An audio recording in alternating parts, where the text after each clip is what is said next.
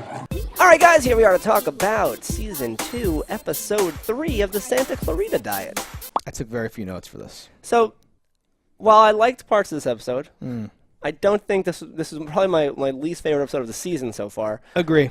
So we got more Captain Hammer, and his last wish before they're going to kill him was that his niece be given a house to take care of her that he had the deed for and was already paid off and whatever. He basically said, go on a quest. Pretty much. And deliver this thing. So the part I thought was going to be most interesting was them going to his house and getting the deed, and they skipped over that part. They just somehow had the deed, because it's been how long since he died? It's a whole new season, so it could have been however long. He's been missing. I don't know at what point your bills have not been paid and they take the house away. Sure. Or they, suspect you as a potential murderer going into the house of someone you formerly worked with who's gone missing. But they got the deed. Well, so I agree with you. It was less of the logistical stuff and more just that it's a missed opportunity. I was hoping that this last wish had packed into it some sort of gotcha thing that he would know ahead of time, that he's going to send these people as like a revenge or an embarrassment or as a punishment, right? And you could argue maybe, but I don't know how he would have known all these details that later do factor into this making a mess of things. But no, I was really hoping there was some reason that he did that besides just literally the face value of it. But it was just it at face value. He was trying to be a good person. He had a lot of time thinking about how he's a chump and had to help someone. So he does this. They go. They have the deed. They get it to the lady.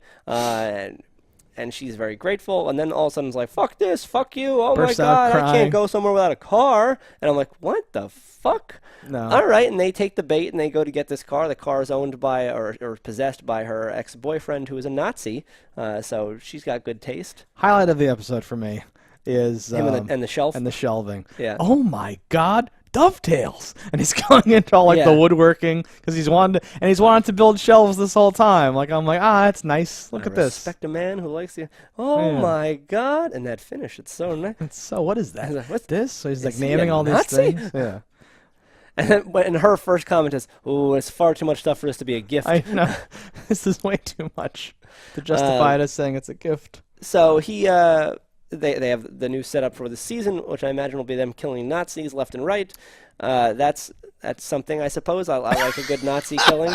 That's something, I suppose, is the greatest synopsis for this. Well, because I'm like, what does that really give me? It paints the picture of the rest of the season. I know they're going to be just picking up zombies, Nazis left and right. And I'm like, all right, after how many people in your social circle go missing do you start to be like, I think I'm being hunted?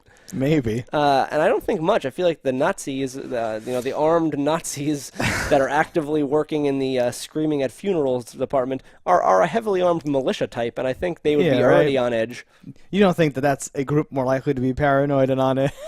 I do think it's strange that they had actual raffle tickets and pictures of them on them, and they were very well organized. Someone must work at Kinko's, and if they mention that later, I will be like, okay, it all paid off and that was fine. But if they don't make any reference to somebody having that, because that's something that I'm like, who would take that attention to detail? Who's like the Liesel from the Archer group that would be like, oh, we need raffle tickets and a nice book. Oh, we can do this. 12-gauge paper. Perfect. Like, the fuck? Well, it was thick paper. It was. So that, I was like, okay, you're setting up the season, but I also don't know that I like it. I think a lot of Nazi humor is funny, and that has a direction I could like. In here, it was pretty funny. Oh, those shifty Jews, and they're like, oh, God. Did he say nice white people? That whole, it still has all the humor that I like or whatever. No, right? And it's great. There's stuff happening. I don't like knowing what's going to happen, like you're saying. I don't like this idea that they have a lobster tank. I hope it doesn't just literally, the next X episodes aren't like one Nazi an episode. Learn a little about their life and how they have to approach them and all that stuff. That would be ponderous. I saw an interview with Timothy Oliphant. Are you cheating and watching? No, this was something from 10 years ago. Okay. But he pronounced his own name, and it is closer to elephant than Oliphant. Great. Now I can't even remember how he said it, but it's like Timothy Oliphant. I was joking when I called him elephant, right? Yeah, but you were close to what it actually is. You were joking. We go way back. It's like Oliphant or something. It's Oliphant. It's closer to elephant than not. What do we say? Oliphant. Because we're trying to be fancy, right? I'm trying to give you the benefit of the doubt. And the first time I heard it was said as Timothy Oliphant, so that's how I've always said it. And I'm going to continue saying that. Fuck you. Sorry, buddy. Oh. Do we get any comments about mispronouncing? No, but we will now. Thomas Elephant's name? Yes. So, That's one plot point. Then we have, Ramona? Ramona. Which I feel like they destroyed for me. Oh my God. I thought you had a season worth of gold with this character I actually liked, and not only did you make me not like the character as much, you summed up everything in the shittiest way. Yep. You set up more bait out in the thing that either was her or not, where they body parts found, blah blah blah blah, and that could either be Ramona or that could be those two people that we saw in the last episode and whoever they're protecting or whatever. Sure. But we have someone we can go back to, and I'm sure they'll go to that store more, and now there might be more common ground, or like, oh yeah, and their toast delicious, like in a little quips that can go back and forth between her and Drew Barrymore. I completely agree, though. This actually, so like getting to like the meat of this whole discussion, right? Like this is the third episode. It's by far the worst. Yes. And I had the deja vu. I didn't realize it until watching this episode, but that feeling of like, oh, he's back at her apartment. The things we thought were gonna happen are gonna happen. It's gonna be great and all that stuff. And then like he finds a body, but then immediately assumes she's undead. Okay, but maybe she's still not undead.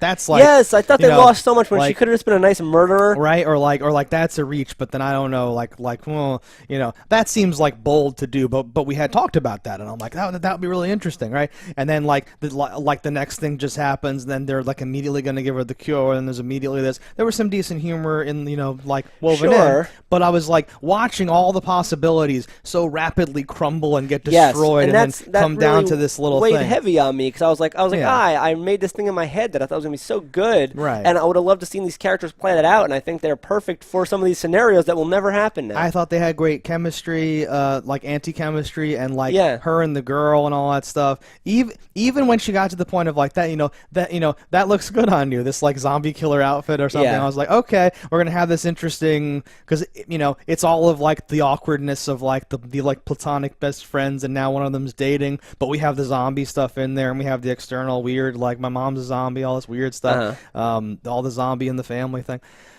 and then just like it was the deja vu of it, because it like I don't know when this happened in the first season, but something like maybe over the course of several episodes, all the possibilities, maybe once they got into looking for the cure more or something like that, but wherever it happened, now I'm like concerned about season 2 of the show. I was so like rooting for it and like this is doing great, but that moment I was like, oh no, and everything just saying, falling apart. I have some reservations. I don't know if I'm really concerned, because like, no matter what situation you put them in, the writers have a good enough quip, so if you have good enough actors, they're going to carry something out.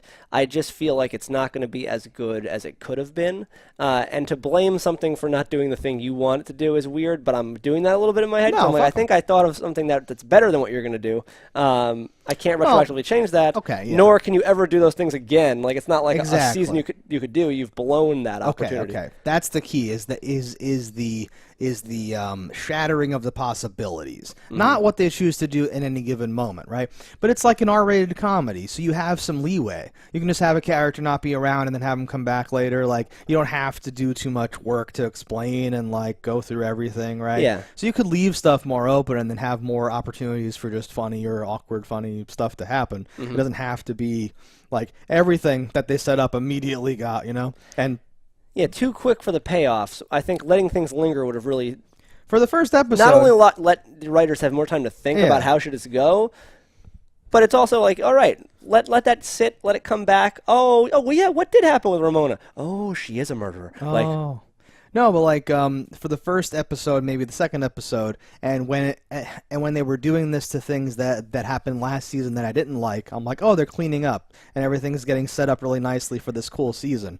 But now that like this is already gone, I'm worried. Get stuck in a structured format again. I'm worried they're gonna go, try to kill a zombie or two, but then like the real estate deal thing takes off, and then some weird thing happens with her condition, and then they're doing that, and then it's just this meh thing. I want something good to happen. Yeah, we know Ramona's been a zombie for a little while, too, because her ear already fell off. Yeah.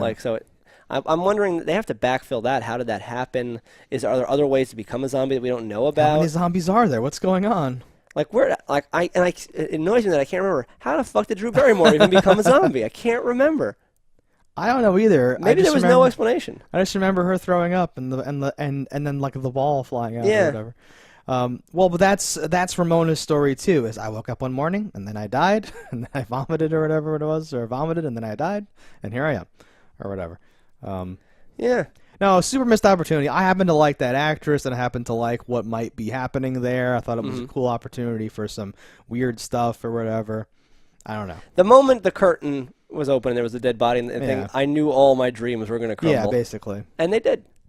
I know. So with such a large, disappointment, the rest of the episode being standard or fine was kind of like, okay, but I'm still hurt. I'm still wounded. That's almost it. It's that not that the episode was so bad on its own. It's that it's like if you found out like I don't know, your dog died before you went to watch a movie. That movie is tainted. Oh no. Okay. Like just seeing my dreams of an awesome season, run out the window. Yeah. I know there could be other great things happening, but it's a little tainted.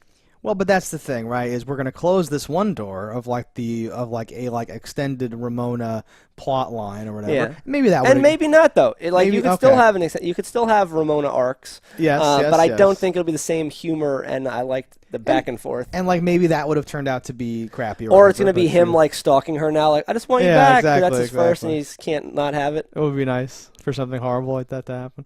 But you close that one door, and the door you crack open for me, the window that you crack open is like the zombie lobster tank or whatever. Yeah. And so I'm not excited about that, and I was excited about the Ramona thing, so I'm a little like, by far the worst episode, but still funny, still fine, still had good stuff. And if this is your actual worst episode, that's not so bad. You're doing great. You have an A-list television show. Yeah. Anything else happening you want to bring up? I don't have any other points. But, I think that's pretty much everything that happened in this episode. Let us know in the comments below what you thought about it. Don't die on fire, and we'll see you next time.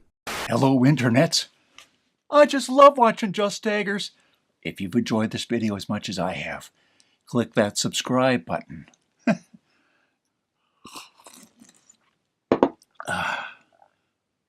Peace out, homies.